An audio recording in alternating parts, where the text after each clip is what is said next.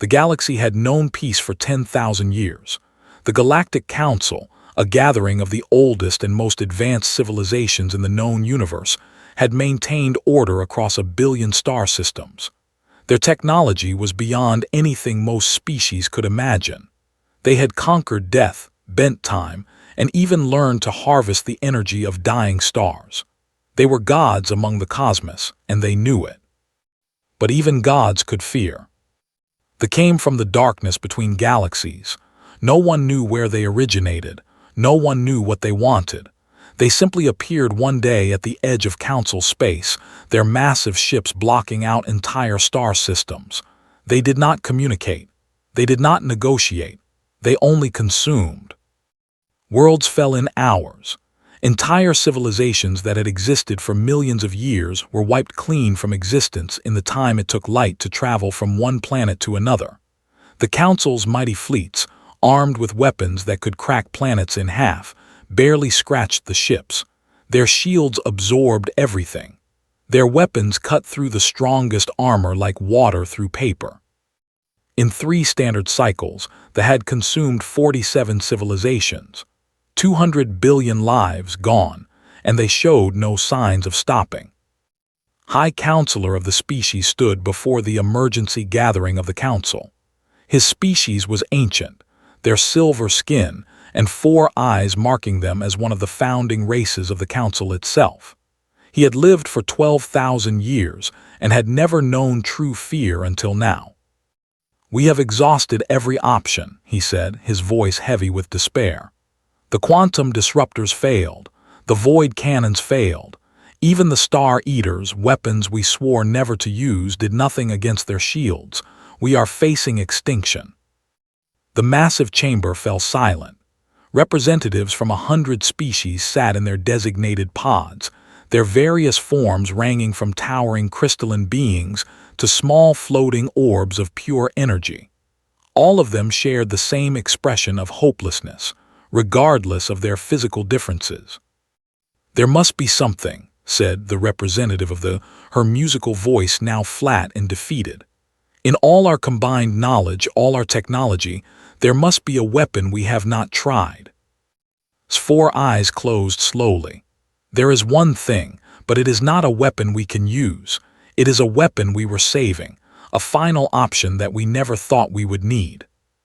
He gestured, and the chamber's central holographic display flickered to life. It showed a small device, no larger than a standard communication unit. It was rectangular, with a simple interface and unremarkable design.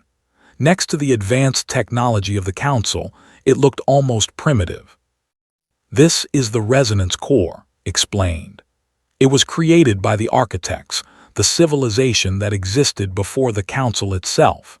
They disappeared 300,000 years ago, leaving behind only fragments of their technology. This device was found in one of their abandoned research stations." "What does it do?" asked another counselor, a massive being made entirely of shifting plasma. "According to the fragments of data we recovered, the resonance core is capable of generating a frequency that can destabilize any form of matter or energy. In theory, it could destroy anything, even the shields." Hope flickered across the faces of the gathered representatives. "Then why have we not used it?" demanded. His expression grew dark. "Because the architects left warnings. They said the core requires something they called a compatible operator, someone whose neural patterns can synchronize with the device. Without this synchronization, the core is useless. And in 300,000 years, across 10,000 species and billions of individuals, we have never found anyone compatible." "Then we are doomed," the plasma being said. "Not necessarily," hesitated, as if what he was about to say caused him physical pain. "There is one species we have not tested, one civilization that we overlooked." "Who?" multiple voices asked at once. "The humans." The chamber erupted into chaos. Voices overlapped in dozens of languages, all expressing variations of the same disbelief and confusion. "The humans, those primitives from the spiral arm." They only achieved space travel 200 cycles ago. They are barely more than animals. They still fight wars among themselves. Raised his hand and silence fell once more. I know what you all think of them. I shared your opinion. They are young, violent, and by our standards barely civilized. But our scientists ran every possible species through the compatibility simulations. Every species in the Council failed. Every species in our records failed, except one. He pointed at the hologram, which now displayed a rotating image of a blue and green planet orbiting a yellow star. Earth, home of humanity. The simulations suggest a 97% probability that humans will be compatible with the resonance core. Simulations can be wrong, said. They can, but we have no other options. They will reach the core systems in 12 cycles. After that, there will be no council left to save. The debate lasted for hours, but in the end, desperation won over pride. The decision was made. They would contact humanity. They would offer them the resonance core, and they would pray that the simulations were correct. Commander Sarah had served in the United Earth Defense Force for 15 years. She had fought in the Mars Rebellion, survived the Europa incident, and helped negotiate the first successful trade agreement with the Merchant Guild. She thought she had seen everything the universe had to offer. She was wrong. The Council ship that appeared in Earth orbit was larger than the Moon. Its surface was covered in patterns of light that seemed to shift and dance like living things. Every government on Earth immediately went to high alert. Every weapon system pointed skyward. Every leader held their breath. But the Council did not attack. Instead, they sent a message, a request for a meeting, a request for help. Sarah was chosen to lead the diplomatic team. She was one of the few humans who had extensive experience dealing with alien species, and her calm under pressure was legendary. She boarded a shuttle with her team of 5 other officers and scientists, none of them quite believing what was happening. The interior of the Council ship was beyond description. The walls seemed to be made of solid light. The air smelled like nothing Sarah had ever experienced, a combination of flowers and lightning, and something she had no words for. Gravity shifted subtly as they walked, their footsteps echoing in corridors that seemed to stretch into infinity. They were led to a chamber where High Counselor waited, along with representatives from a dozen other species. Sarah had to fight to keep her composure. These were beings from legend. These were the species that had mastered the stars when humanity was still learning to make fire. And they looked terrified. Explained everything. The failed weapons, the countless dead, and finally the resonance core. He held up the small device and Sarah could feel something strange as she looked at it, a pull, like a whisper at the edge of her consciousness. "We believe you may be able to use this," said. "We believe you may be the only ones who can." Sarah reached out and took the device. The moment her fingers touched it, something changed. The whisper became a song. The song became a symphony. Information flooded her mind, not in words but in pure understanding. She saw how the device worked, felt its power like an extension of her own body. And she laughed. The sound startled the Council representatives. They had expected many reactions, but laughter was not among them. "Is something wrong?" asked, his voice tight with concern. Sarah looked at the device in her hand, turning it over with casual familiarity. "Wrong? No, it's just, this is remarkably simple." Simple? 4 eyes widened. The resonance core is the most advanced piece of technology in the known universe. Our greatest scientists have studied it without understanding its basic principles. "Really?" Sarah pressed a few points on the interface and the device hummed to life. The gathered counselors gasped and stepped back. None of them had ever seen the core activate. It's basically a frequency generator. The interface is intuitive, it just fits, like it was made for us. She looked up at the terrified faces of the most advanced beings in the galaxy. "You called this your final weapon, the thing that would save you from extinction." She held it up, a smile playing at her lips. "We would call this a toy." The council members exchanged confused glances. They did not understand. How could they? They had spent 300,000 years trying to unlock the secrets of the resonance core. They had devoted entire generations of their greatest minds to studying it. And this human, this representative of a species that had barely left its home planet, had mastered it in seconds. "Can you use it?" asked, his voice barely above a whisper. "Can you use it against the—" Sarah's smile faded, replaced by something harder, something that the council had never seen in a human before. "Take us to them." The journey to the front lines took 4 standard cycles.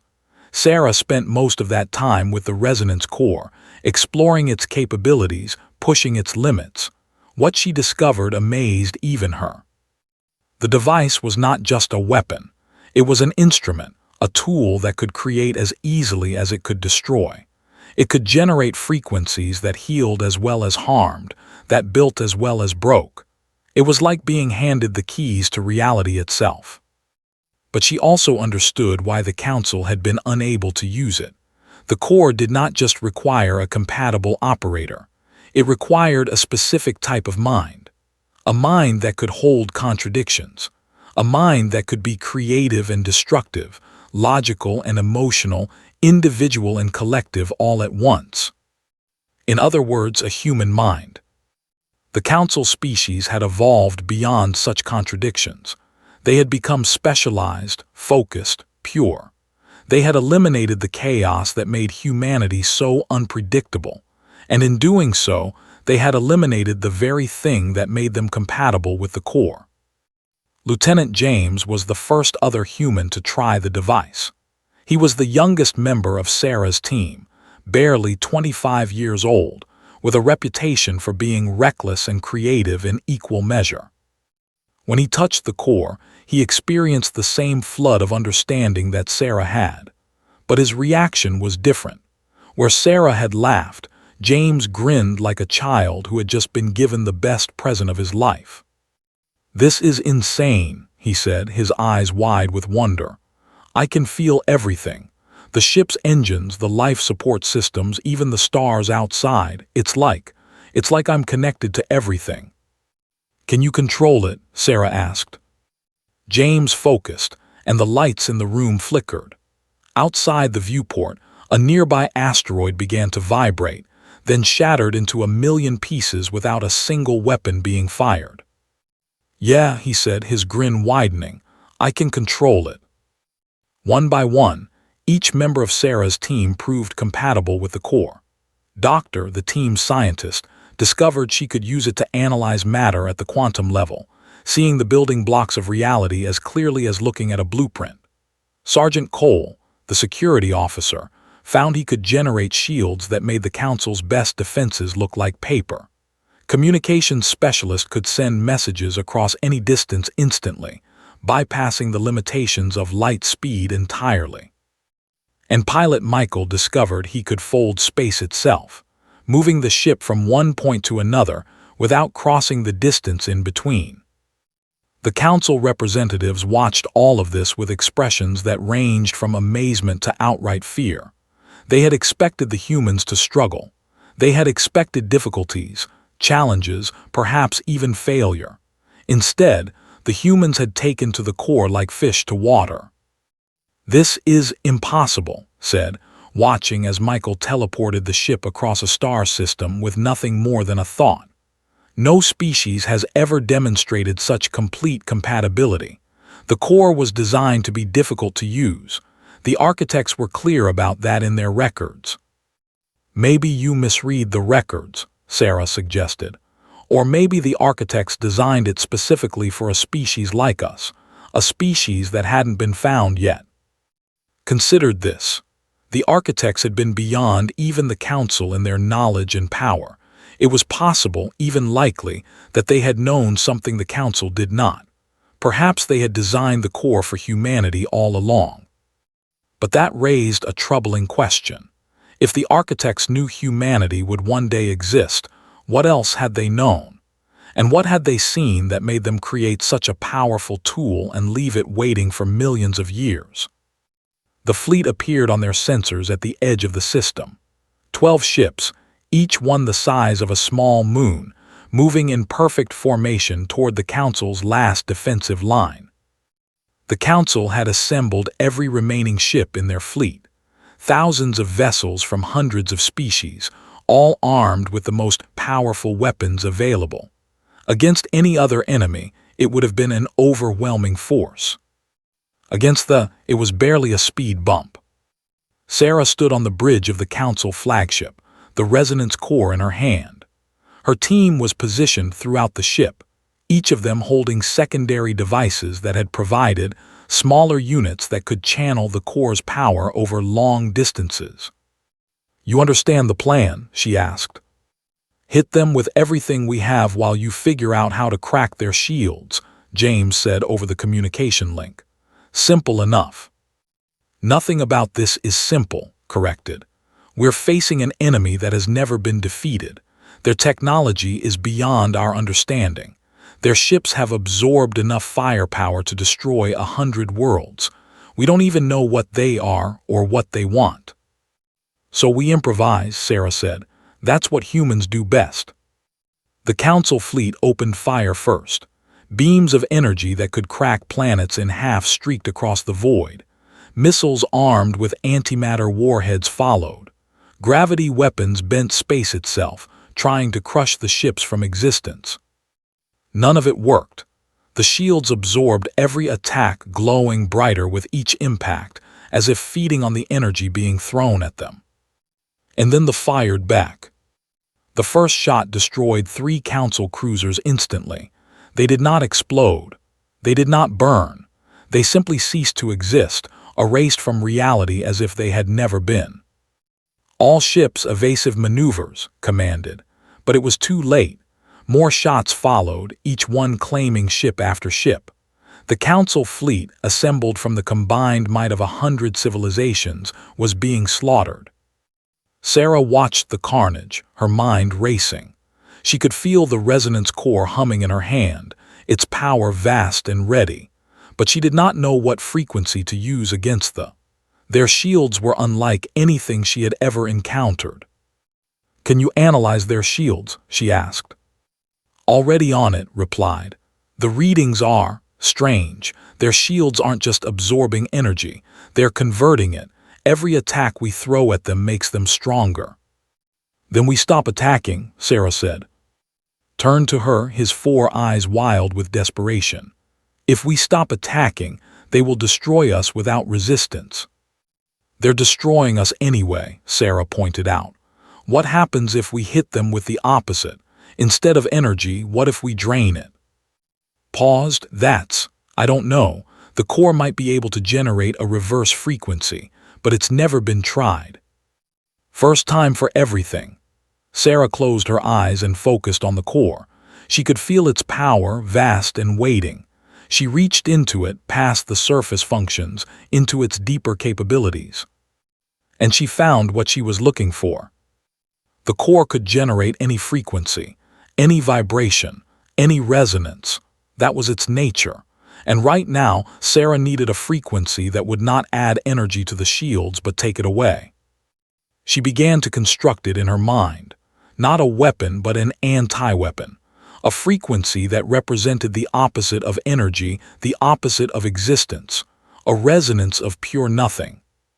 The core resisted. It was not designed for this. The architects had never intended it to be used this way. But Sarah pushed harder, drawing on every ounce of human stubbornness and creativity she possessed. And the core yielded. A wave of pure nullification erupted from the Council flagship. It washed over the battlefield, passing through Council ships without effect, but striking the shields with devastating impact. For the first time in the history of their invasion, the shields flickered. "It's working," shouted. "Their shields are destabilizing." "All humans focus on my frequency," Sarah commanded. "Amplify it through your devices. We need more power." James was the first to link with her, his young mind adding strength to the nullification wave. Then Michael. 6 human minds connected through the resonance core, generating a frequency that had never existed before. The shields began to crack. Lines of darkness appeared on their surfaces, spreading like webs across the glowing barriers. Inside the ship, something was happening. Movement, chaos, panic. "They're trying to adapt," reported. "Their shields are reconfiguring, trying to counter the nullification." "Then we change the frequency," Sarah said. "We adapt faster than they do." She reached deeper into the core, finding new resonances, new possibilities. The nullification wave shifted, changed, evolved. Every time they adapted, the humans counter-adapted. It was a battle of wills, of creativity, of sheer stubbornness. And humanity was winning. The first ship exploded. It was a small one, relatively speaking, only the size of a large asteroid. But its destruction sent shockwaves through the enemy fleet. For the first time, they knew what it felt like to die. The Council fleet renewed their attack, their weapons now striking unshielded targets. Beams of energy tore through hulls. Missiles detonated inside enemy ships. The tide of battle had turned. But they were not finished. From the largest ship, a beam of pure darkness lanced out, aimed directly at the Council flagship. It was their most powerful weapon, the same weapon that had destroyed entire worlds in seconds. Sarah saw it coming. She had perhaps half a second to react. There was no time to think, no time to plan. There was only instinct. She thrust the resonance core forward and screamed. The nullification wave condensed into a point, a barrier of pure nothing that met the beam head-on. The two forces collided, reality itself groaning under the strain. Energy and anti-energy, existence and non-existence, locked in a struggle that could only end with one destroying the other. Sarah felt her mind stretching, tearing, threatening to break under the pressure. The core was not meant for this. Humans were not meant for this, but they had no choice. "Help me," she whispered through the link, and her team responded. 5 other minds joined hers, sharing the burden, supporting her strength. They stood together against the darkness, human souls against alien weapons. And they held. The beam wavered, weakened, and finally collapsed. The barrier Sarah had created pulsed once, twice, and then exploded outward in a wave of pure force. The remaining ships were caught in the blast. Their shields, already weakened, shattered completely. Their hulls, exposed for the first time, crumpled under the pressure. One by one, the invincible fleet died. When the last ship fell silent, the Council fleet erupted in celebration. Species that had been on the verge of extinction moments ago found themselves saved by beings they had considered primitives. The impossible had happened. They had been defeated. Sarah collapsed against the nearest console, the resonance core slipping from her fingers. Her mind felt hollow, emptied, scraped clean by the forces she had channeled. But she was alive. They were all alive. Approached her, his silver face bearing an expression she had never seen on a Council species before. Humility. "How did you do that?" he asked. "How did you create a frequency that our scientists never imagined? How did you use the core in ways that were not programmed into it?" Sarah laughed weakly. "I didn't know I couldn't. Nobody told me it was impossible, so I just did it." Stared at her for a long moment. Then he bowed, a gesture of respect that no Council member had ever shown to a younger species. "We called the resonance core our final weapon," he said. "The ultimate tool of destruction, the last resort of a desperate people. We treated it with reverence and fear, as something beyond our comprehension." He looked at the small device, lying on the floor beside Sarah's hand. "And you called it a toy. You played with it, experimented with it, pushed it beyond its limits without fear of failure. You did in cycles what we could not do in." "That's humans for you," Sarah said, managing a weak smile. "Give us a problem we don't understand, and we'll solve it by accident while trying to figure out what it does." The Council member nodded slowly. Perhaps that is why the architects designed the core for your species. Perhaps they knew that only a young, reckless, fearless people could unlock its true potential. Perhaps they were waiting for you. Maybe, Sarah agreed, or maybe we just got lucky. But deep down, she knew it was more than luck. The resonance core had felt right in her hands. It had responded to her thoughts like an extension of her own will. Whatever the architects had been, whatever they had known, they had created the core for human minds. And now, with the defeated and the galaxy saved, humanity had taken its first step into a much larger universe. They were no longer the primitives from the spiral arm. They were the species that had done the impossible, wielded the weapon that no one else could, and saved civilizations that had existed before their sun was born. The galaxy would never look at humans the same way again. And somewhere in the vast empty spaces between stars, more ships were coming. 3 standard cycles passed since the battle of. 3 cycles of rebuilding, of mourning, of trying to understand what had happened and what it meant for the future of the galaxy. The fleet had been destroyed, but the victory felt hollow. The enemy had come from somewhere. There were more of them out there, in the darkness between galaxies, waiting. And the galaxy had changed forever.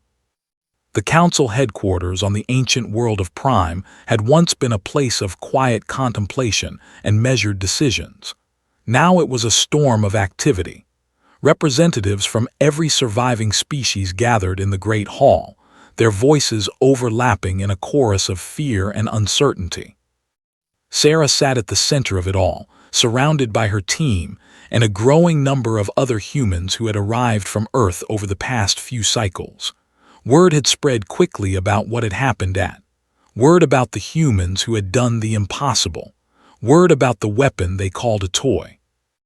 Earth's governments had responded with characteristic human enthusiasm.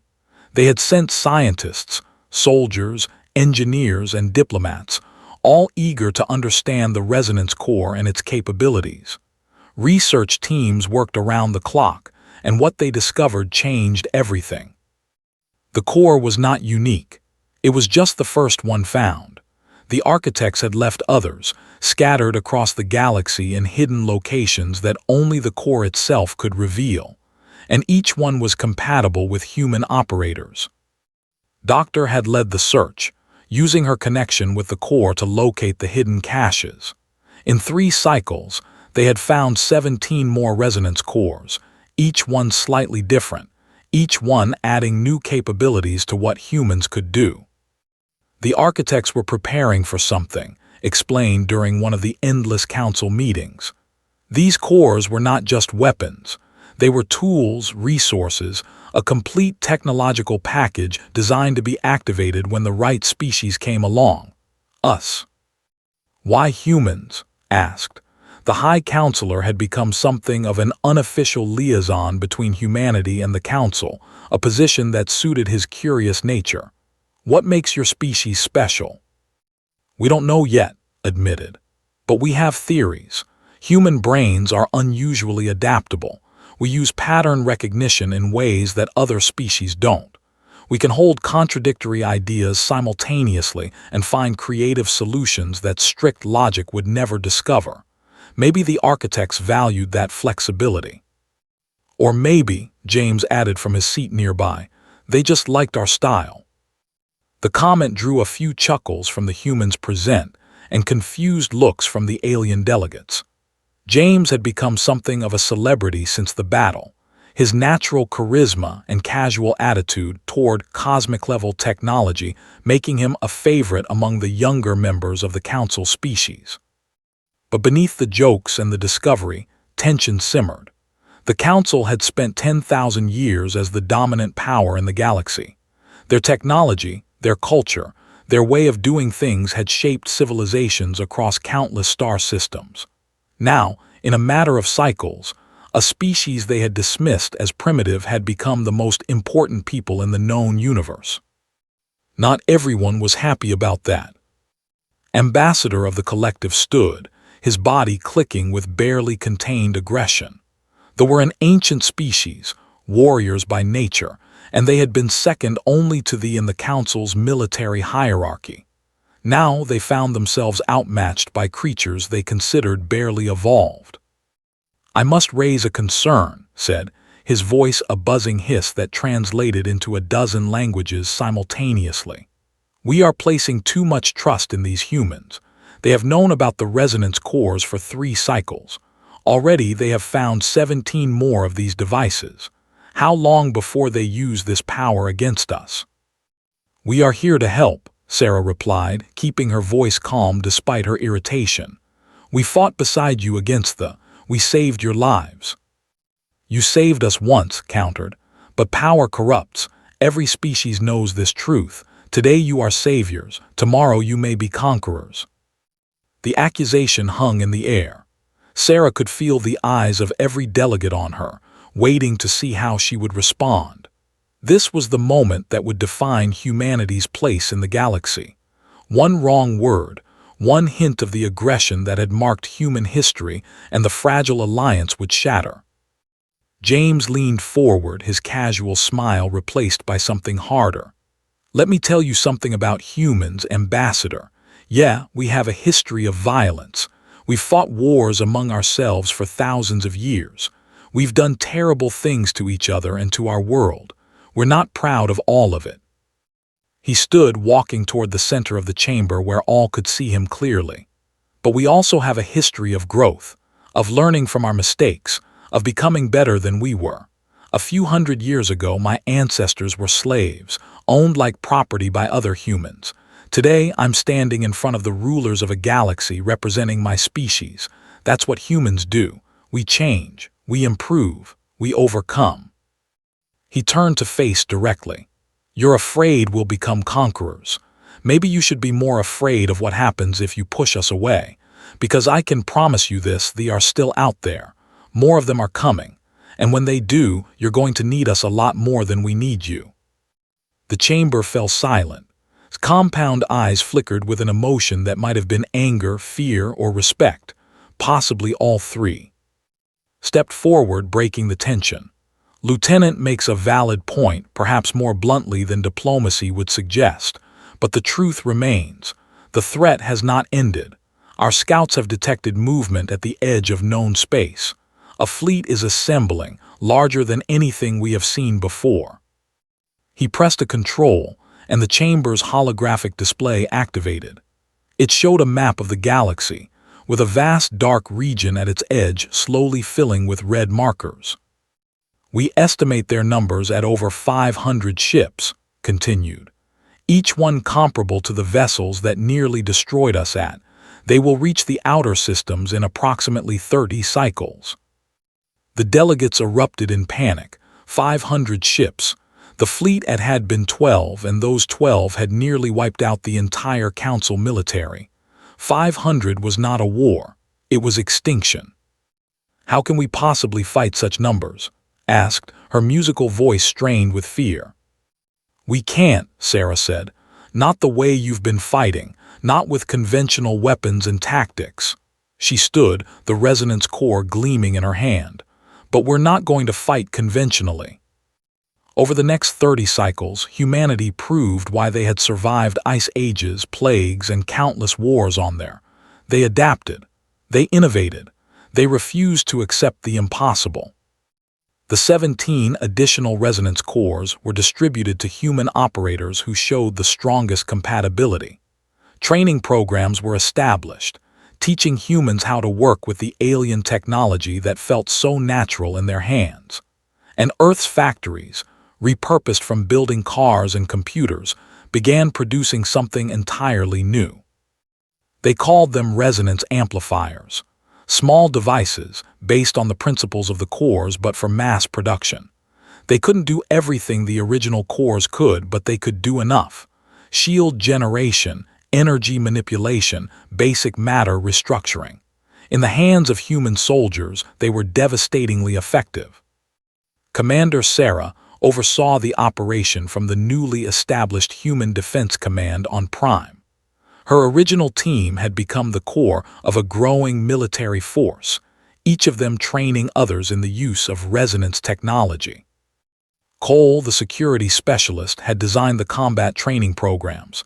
His methods were unconventional by Council standards, emphasizing creativity and adaptability over rigid tactics. "They adapt to patterns," he explained to a group of human recruits. "So we don't give them patterns, we give them chaos. We give them the one thing their technology can't predict, the human factor." Had revolutionized communication systems. Using her core, she had created a network that linked every human operator in the galaxy, allowing instant coordination regardless of distance. Council scientists marveled at the achievement, which bypassed laws of physics they had considered absolute. "How does it work?" one researcher asked, studying the data with evident frustration. "The equations don't support this kind of transmission. There should be lag, interference, signal degradation." Shrugged, "I don't know the equations, I just know it works. The core responds to intention, not mathematics. If I want to talk to someone across the galaxy, I just do." Michael's contributions were perhaps the most dramatic. His ability to fold space had evolved into something the Council called impossible until they saw it happen. He had learned to create permanent fold points, essentially doorways that connected distant locations. Within cycles, a network of these portals linked Earth to Prime, to the main military staging areas, to every critical point in Council space. "We used to spend months traveling between systems," remarked, watching a human transport step through a portal from Earth and arrive on Prime in an instant. "We accepted it as the nature of the universe. Now I see humans walking between stars like they're crossing a street." "Technology is just a tool," Sarah told him. "It does what you believe it can do. We believed harder." But the most significant developments came from the youngest recruits. Humans who had grown up after first contact, who had never known a universe without alien life, seemed to have an even stronger connection to the resonance technology. They pushed boundaries that even Sarah hadn't imagined possible. A teenager named Maya Washington discovered she could use the core to communicate with the alien technology directly, reading the intentions of the architect, devices that others could only use blindly. Through her, they learned that the cores were not just tools, they were seeds. Seeds of a technology that was meant to grow, to evolve, to become something greater. "The architects didn't just want us to use this stuff," Maya explained, her young face serious with understanding beyond her years. "They wanted us to improve it, to make it our own. They left us a foundation, but they expected us to build on it." And build they did. Human engineers, working with Council scientists who had finally set aside their pride to learn from the newcomers, began developing hybrid technologies. Ships that combined Council efficiency with human resonance systems. Weapons that mixed traditional energy projection with the reality-bending capabilities of the cores. Defenses that made even the formidable weapons seem primitive. 25 cycles after the Council had given humanity their final weapon, the galaxy was ready to face the coming storm. The Second War, as it would later be called, began on the outer edges of the trading routes. The massive alien fleet emerged from the darkness between galaxies, their ships blocking out stars, their weapons charging with the terrible power that had destroyed so many worlds. But this time something was different. This time they were met not with fear but with determination. The combined fleet of humanity and the Council numbered only 300 ships. They were outnumbered, and by any conventional measure, outmatched. They should have swept through them like fire through dry grass. They did not. Sarah stood on the bridge of the human flagship, the resonance core pulsing with power in her grip. Around her, holographic displays showed the positions of every ship in the fleet, every human operator, every portal point that Michael had established throughout the battlefield. "All units, this is Commander," she said, her voice carried instantly to every human in the fleet through's network. "Remember your training. Remember why we're here.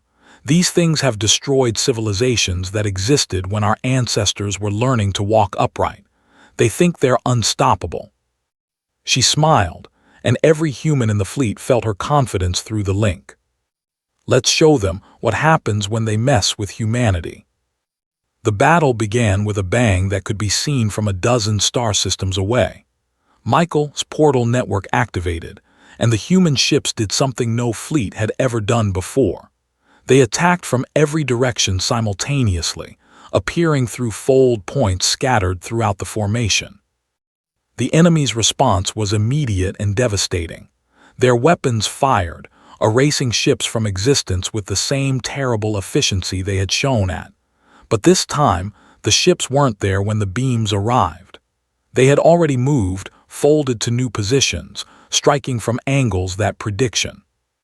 "They're adapting," James reported, his ship dancing through the chaos with impossible grace. "Their targeting systems are trying to track our fold patterns." "Then change the patterns," Sarah commanded. "Every 3 seconds, keep them guessing." The human fleet became a storm of unpredictability. Ships appeared and disappeared, attacking for brief moments before vanishing to strike somewhere else. They, for all their power, could not hit what they could not predict. But they could adapt. The alien fleet began to spread out, covering more space, making it harder for the humans to find gaps in their coverage. Slowly, inevitably, they began to score hits. A human cruiser caught by a beam it couldn't dodge. A council battleship overwhelmed by sheer volume of fire. "We're losing ground," reported. "Our tactics are buying time, but we can't keep this up forever. There are just too many of them." Sarah knew he was right. For all their innovation, for all the power of the resonance technology, they were still outnumbered nearly 2-1. Conventional victory was impossible. They needed something else, something that would end this war once and for all. She called through the network. "That thing you discovered in the Maya's research, the growth potential of the cores, can we activate it?" His response was hesitant. "Theoretically, but we don't know what will happen. The architects designed it for some purpose we don't understand. It could be a weapon. It could be something else entirely." "We don't have a choice." Sarah looked at the battle raging around her, at the lives being lost every second. "If we don't try something, we lose everything. The Council, Earth, all of it." She felt the agreement rippling through the network. Every human operator, every person connected to a resonance device, understanding what was being asked of them. They would take a leap into the unknown. They would trust in the legacy the architects had left for them. "All operators link with me," Sarah commanded. "Focus your cores on the primary frequency. Maya, you guide us. You're the one who understood what the architects wanted." The connection was unlike anything they had experienced before. 17 resonance cores, hundreds of amplifiers, thousands of human minds, all linking together into a single massive consciousness. Sarah felt herself expanding, becoming part of something greater than any individual could be. And Maya Washington, the teenager who had first glimpsed the truth, led them forward. The cores activated their hidden potential, not a weapon, not a shield, something far more profound. The technology the architects had seeded across the galaxy began to wake up. Systems that had been dormant for 300,000 years hummed to life. Networks that spanned the stars connected for the first time. And reality itself began to change. They felt it first. Their shields, designed to absorb and convert energy, found themselves facing something that was not energy. It was information. It was purpose.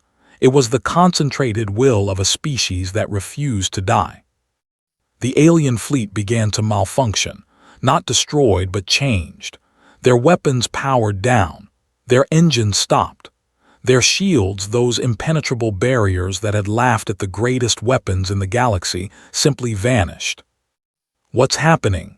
demanded, watching from his flagship as the fleet went dark. "The architects knew," Maya said, her voice echoing through every communication system in the fleet. "They knew they were coming. They knew what they were, and they left us the tools to deal with them, not weapons to destroy them, but a key to change them." The ships began to transform. Their dark, Angular hulls softened, reshaped, became something new. The creatures inside, entities of pure consumption that had devoured countless worlds, found themselves being rewritten at the most fundamental level. They were a mistake, Maya continued. An experiment by another ancient race that went wrong. The architects didn't want to destroy them. They wanted to fix them, to give them what they never had, the ability to coexist with other life. One by one, the ships opened communication channels. For the first time in their existence, the destroyers of worlds spoke with those they had once consumed. "We understand now," came a voice, translated by the resonance network into something comprehensible. "We were hunger, we were need, we knew nothing else, but now we feel, we remember, we mourn." Sarah lowered her core, tears streaming down her face. The battle was over. The war was over, but something far more significant had just begun. The galaxy after the Second War was a different place. The reformed, now calling themselves the renewed, became partners rather than predators. They shared knowledge from the countless civilizations they had consumed, allowing lost technologies and extinct cultures to be recovered and restored. Humanity took its place not as conquerors but as caretakers. The resonance cores, now fully activated and understood, became the foundation of a new galactic order, an order based not on fear of destruction, but on the potential for growth. Sarah retired from military service 5 cycles after the war's end. She settled on a small moon in a quiet system, far from the politics and ceremonies that had consumed her life since. But visitors still came.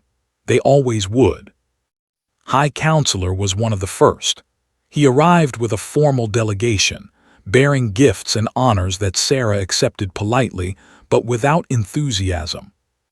"You seem unhappy," observed. "You saved 2 galaxies. You changed the nature of reality itself. Most beings would consider that cause for celebration."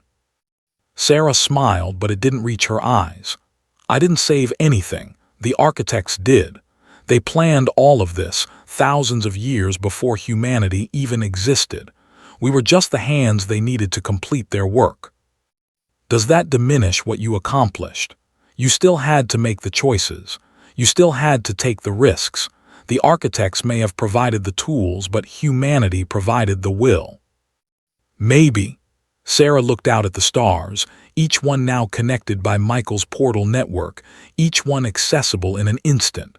"Sometimes I wonder what else they planned, what other surprises are waiting out there for us to find." "Probably many," admitted. "But whatever they are, humanity will face them. Your species has proven itself capable of more than any of us imagined. You took what we called a weapon and made it a tool for creation. You took a war and turned it into a rescue mission. You faced extinction and responded with innovation." He paused, his 4 eyes meeting Sarah's too. "We called the resonance core our final weapon, our last hope. We treated it with reverence and fear. You called it a toy and played with it until you understood its true purpose. Perhaps that was the real test. Perhaps the architects wanted to find a species that would approach unlimited power not with fear, but with curiosity." Sarah considered this. She thought about James, now running the largest training academy in the galaxy, teaching humans and aliens alike to approach technology with creativity rather than reverence. She thought about leading research into the deeper mysteries of architect technology, constantly pushing the boundaries of what was possible. She thought about Maya, barely out of her teens but already recognized as one of the most important minds in galactic history. "You know what I think," Sarah said finally. "I think the architects didn't care about tests. I think they saw something coming, something even worse than and they did everything they could to prepare for it. They created the cores, they seeded them across the galaxy, and they waited for a species that could use them. Not because we were special, but because we were necessary." "That is a frightening thought," said. "Maybe, or maybe it's reassuring." Sarah stood, walking to the edge of her small garden where flowers from a dozen worlds bloomed in the modified soil. "It means we have a purpose. It means all of this, everything we've built, Everything we've become, it's leading somewhere. The architects trusted humanity to be ready when the time comes. And will you be ready? Sarah looked back at the ancient counselor, at the being who had once dismissed humanity as primitives, and now visited her moon seeking wisdom. "We're humans," she said. "We're never ready, but we'll figure it out anyway. We always do." In the centuries that followed, humanity continued to grow into its new role. They discovered more architect caches, more technology waiting to be activated, more pieces of a puzzle that spanned time itself. Each discovery brought new capabilities, new responsibilities, and new questions about what the future held. The renewed became valued members of the galactic community, their knowledge of countless dead civilizations proving invaluable for understanding the past. The Council evolved from a governing body to something more like a cultural exchange, with species sharing freely across the boundaries that had once separated them. And at the center of it all, humanity remained. Not rulers, not conquerors, but explorers, still reaching for the stars with the same curiosity that had driven them since they first looked up at the night sky and wondered what lay beyond. James eventually took command of the primary resonance defense network, using his gifts to maintain peace across a galaxy that had finally learned to live without fear. He never lost his casual attitude, treating universe-altering technology with the same ease he had shown that first day on the Council flagship. "You know what the best part is?" he told a gathering of young human trainees on the anniversary of the Second War's end. The Council species spent 300,000 years studying the resonance cores. They built temples around them. They wrote religious texts about them. They treated them like sacred artifacts that could only be approached with the utmost reverence. He held up his own core, tossing it from hand to hand like a baseball. The trainees gasped, their respect for the technology making them nervous at his casual handling. And then we came along, a bunch of newcomers who didn't know any better. We picked up these ultimate weapons, these final solutions to cosmic problems, and we said, "Cool. What else can it do?" We treated them like toys. And you know what? They liked that. They responded to our curiosity, our playfulness, our refusal to take anything too seriously. He caught the core one final time, looking at it with genuine affection. The architects didn't want, they wanted partners. They wanted a species that would approach infinite power with a sense of wonder rather than fear. They wanted humans. The trainees nodded, some of them already reaching for their own amplifiers with new confidence. That was the lesson of humanity's rise. Not power, not dominance, but attitude. The willingness to approach the unknown with curiosity instead of fear, to treat cosmic mysteries as puzzles to be solved rather than gods to be. And somewhere out there, in the vast spaces between galaxies, something waited, something that the architects had seen coming, something that would test humanity in ways they could not yet imagine. But they would face it the way humans always face the unknown, with wonder, with creativity, with the unshakable belief that no problem was too big, no challenge too great, no enemy too powerful to overcome. They had turned a weapon into a toy, and a toy into a tool for salvation. Whatever came next, they would find a way to turn that into something else entirely. The galaxy had given humanity its final weapon. Humanity had given the galaxy a future. And the best part, they were just getting started. Years passed, decades, centuries. The galaxy evolved under human influence, growing and changing in ways that even the architects might not have predicted. New technologies emerged from the union of human creativity and architect legacy. New alliances formed between species that had once been enemies. New generations were born who had never known war, who had never known fear of the darkness between stars. But Sarah's words proved prophetic. There was something else coming, something the architects had warned about, something that would require everything humanity had learned and more. When that time came, when the darkness finally arrived from beyond the edge of everything, humanity would be ready. Not because they were prepared, but because they were human. And humans had never let being unprepared stop them before.